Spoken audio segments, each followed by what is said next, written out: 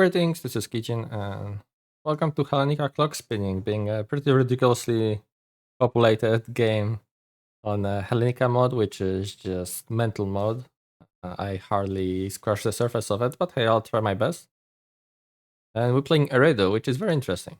As you know from my, maybe you know from my nation overview, at least what I think about it. You did watch it. And here's the map. It's Bosmos, sorry. And yeah, I just I'm speechless regarding just number of provinces and how big of a pain this map will be to play. Apparently, there's like 50 provinces on average per player. What am I doing to myself? Anyways, I really love the borrowed assets from Heroes of Might and Magic 3. And considering I've been playing Heroes since I was like 4 years old, it's really bugging me off. But anyhow, looks like we spawn in Finland. Crap, there's Port City. I know there's like Port City somewhere, I think, but yeah, alas. Not very impressive for Grand Citadel, this graphic. Like, something like this would be probably better. But yeah. So, our god is researching. We want to get into some alteration.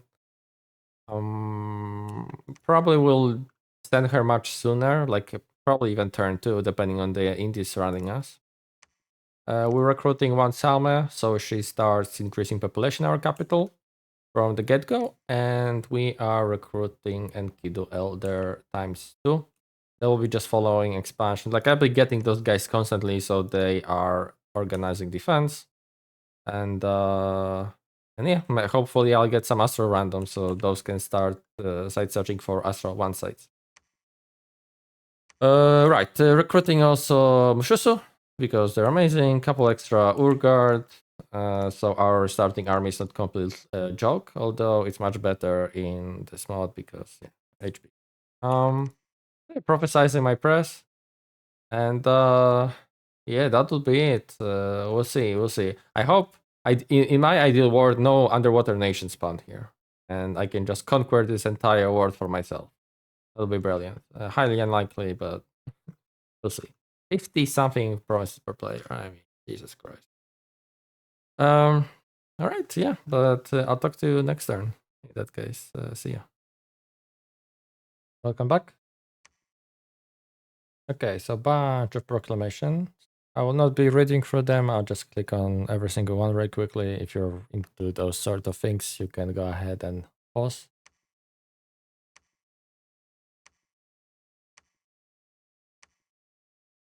I know some people like it. But with this many people, I honestly can't be bothered just reading through all of those. All right, that'll be it. And there's probably gonna be a couple more, like next turn or whatever. So we have pinged this province with Scout. And it's pretty light. Just those heavy caps of early age that are much lower threat than the ones in the middle or late age. And just a couple commanders here. So this will be a very easy province to take. And that's what we're going to be doing with this army. And I'm moving my scout here as well. I'm just going to point out very quickly because apparently I have Dominion here. And it's empty. It's absolutely dogshit province, but I'm really curious what the hell is inside. So I will ping that with a scout, and maybe it's like 2 commanders and that's it. So I'll be able to kill them with a scout. So yeah. And we're moving one of the shamans and the commander prophet. And formation will look like that. Basically, this way they should be hitting indies more or less at the same time. So he'll bless, he'll summon of courage, so all those guys don't even think about running away from stupid reasons. And advance and cast spells for smite, which is Word of Stone. Yeah, shouldn't be an issue. Hopefully I won't lose anything to the charge.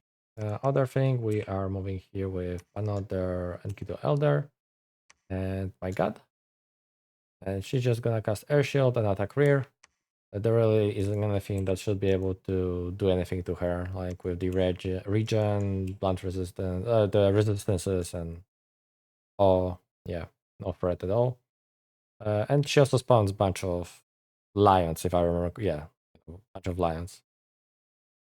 So that should be easy. And of course, the reason why I'm moving those guys again, because defense organizer, I want to start building up PD for free, just from the get-go. And a couple other actually important things that are happening is that I am casting a tribute to the league.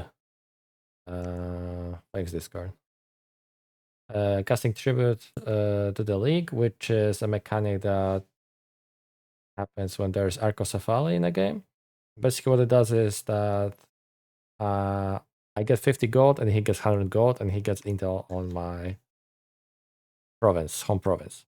Of course, this sounds pretty damn bad because if you think about like 20 people doing that, Arco is only getting 2000 gold, right? Every turn, because it can be done every time. So I wouldn't do it, except I kind of negotiated that he will send me 35, if I remember correctly. Yeah, he will send me 35 gold from his coffer, from his game. So I'll be 85 ahead, which is pretty decent this early on. Like it's a good chunk of my current income. I'll probably keep it up for like 6 turns, maybe up to a year. Like if he also might decide that we don't want to do that anymore, so I'll of course stop.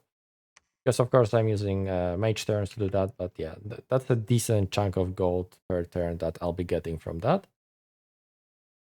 Other thing, I am sending 6 nature gems to and I will not be getting anything in return this turn, but basically we have like couple turns long deal that I'll trade him 12 nature gems and he'll trade me 12 earth gems.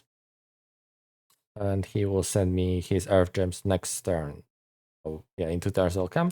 The reason for that is I am recruiting N2 and I'll be recruiting NC for the unrest reduction and PD growth, and also setting up spawning of the Sirushes.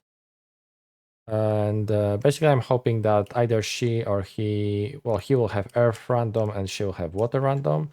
And if neither of them does, I'll be making those guys praying for the earth random. And I want to get those earth gems because I want to make the item that will allow me to spawn.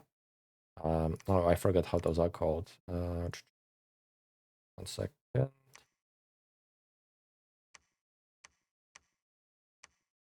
What are those? Oh, primordial clays. Yeah. The item that allows me to spawn primordial clays, I want to be getting those out ASAP because this will be a huge economical bonus, like of gold wise and potential gem production. So yeah, I guess that will be it for this turn, and I'll talk to you in a second. Welcome back. Let's see. Bunch of other proclamations.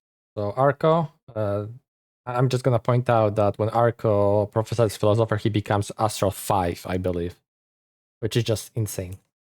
Mekon and Talamant.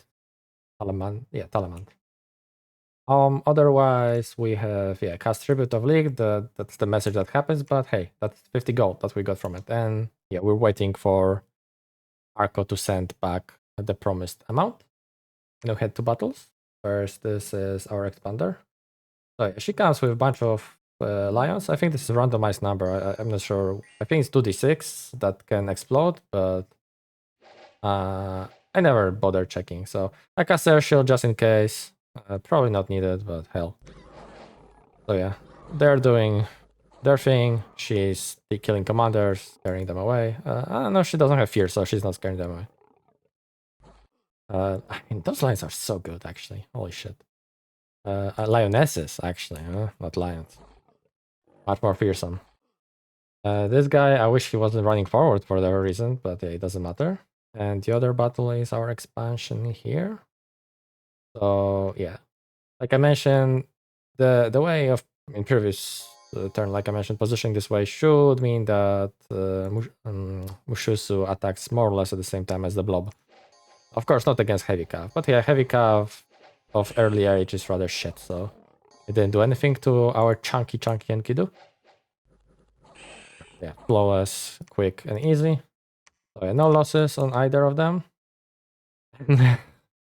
So somehow, having 50 provinces on average per player, we are neighboring Atlantis, or rather they're called... What the hell are they called? Atlantean... And I never know. Where's the thingy? No, not this one. This one. All right. Yapeto? They call it Yapeto, I think. Something like that. But yeah, Atlanta. So yeah, that's crazy. But yeah, I talked to him, like, I asked him, there's a lot of space on this map. You stick to water, I stick to land. We will not run to each other. And, I have water, so if need be, I can defend myself quite well and potentially counterattack him underwater as well, eventually.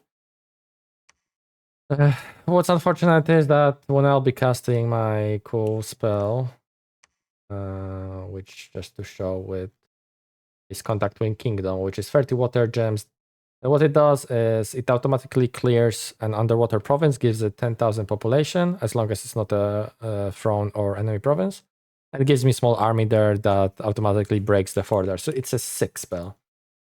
It can be cast, of course, only once, and I'm probably gonna cast it here. Basically in Cap Circle, but it doesn't matter since it's underwater. What it means that Atlantis this close is that I will not have much room to explore underwater besides having, that very one good province, and I guess this one. So anyhow, I'm gonna... I don't want to say risk it, because it's a bit of an overstatement to go against a bunch of woodsmen with my god. He should be perfectly fine without, any gear and any particular defensive spell. Maybe I should cast Barkskin on here. What's the... she has more protection anyway, so it's not worth the time or fatigue, I guess. Maybe personal luck. I mean,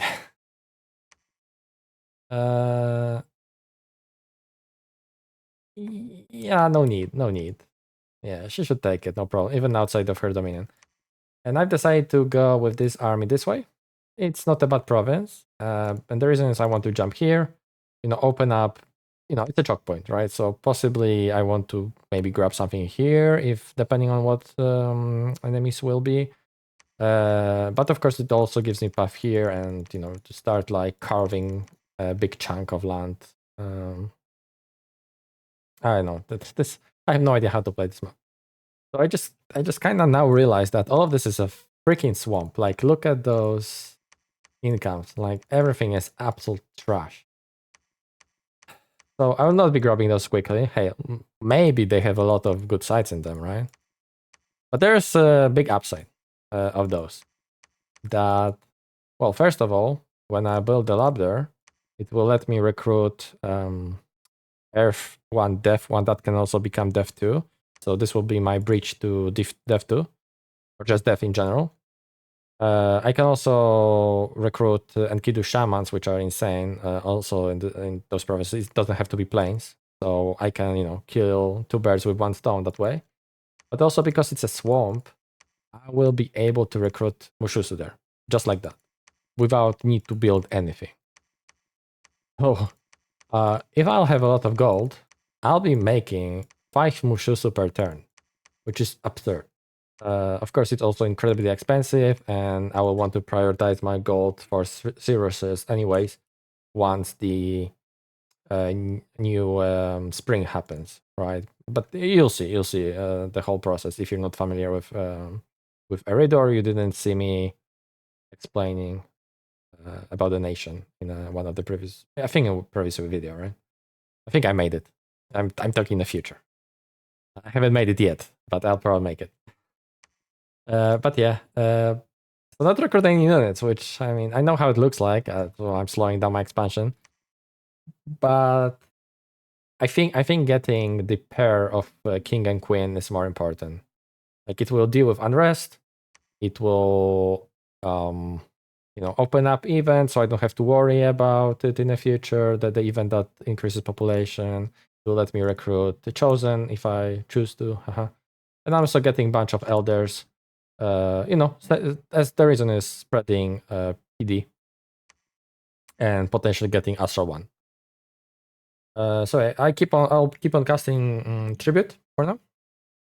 Oh right, I talked with Arco. Apparently we're not even on the same world, so I can probably keep this going for a good time because I don't mind helping Arco if it's gonna mean that he fights someone else better. He's not a threat to me, and he probably doesn't mind it for the same reason. He doesn't mind boosting me because we're not a direct threat to each other for probably a long time, if ever, considering the size of the map. So yeah, research is not existent pretty much yet. I mean, other than I didn't realize it's gonna be even spread. Unfortunately, I prefer random, but I understand why even is like quote unquote more balanced. So anyways, anything else? I don't think so. So pray that nothing horrible happens to my god. It's too early to lose it, even though I'm in Kido. And I'll be getting Galas eventually to have healthy amount of them so they can potentially instantly resurrect my god with their Allegist ability. And otherwise, yeah. I mean, this is sad, but we'll see. Maybe we'll find some good provinces this way. That's why I'm not going here, because it's a bad province. This one is looking much more promising just because of number of units. I might be, of course, horribly wrong, but I don't know. There's forest, hills. Literally, the first farmland is here. Like, what the fuck is the spawn? I mean, this province is good. And it's nice because it's cap circle, but what the fuck is the spawn? Like forests, hills everywhere. Crazy. Oh man. And then Kido is expensive nation. But I'll be receiving 6 Earth Gems next turn from Ulm. Oh, and unfortunately we didn't roll water on her. She's 2-2, which is good. But although Air Free would be much better. That would be sick if she was Air Free. Because with boots should go to Air 5, I believe, because I think the boots will give her +2.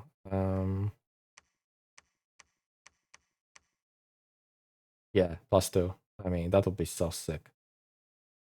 And I will not be waiting to give it to actual Air Free, because of the events. All right. I mean, I guess that's it, and I'll talk to you soon. Bye bye.